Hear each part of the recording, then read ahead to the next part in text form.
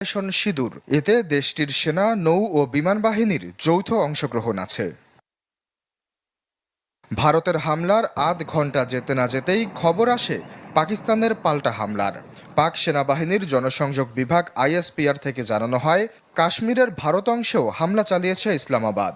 এতে বিধ্বস্ত হয় একটি ভারত ব্রিগেডের সদর দপ্তর ও চেকপোস্ট।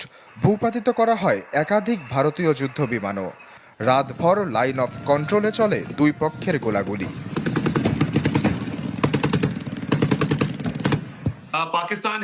ইতিহাস সাক্ষী, পাকিস্তান কোনোদিনই হামলা শুরু করেনি।